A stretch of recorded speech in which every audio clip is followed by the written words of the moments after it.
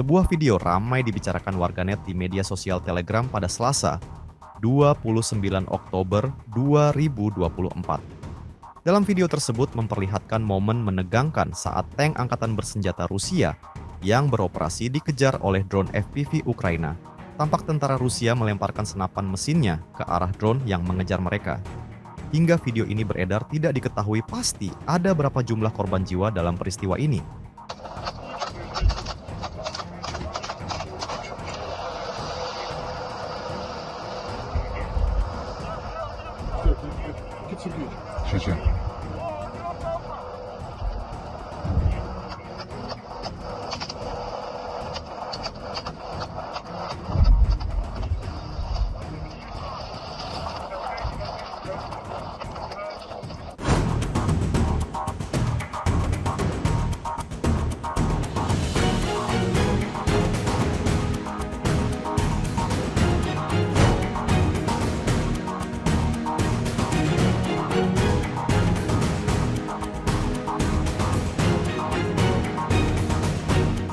Download Tribun X sekarang, menghadirkan lokal menjadi Indonesia.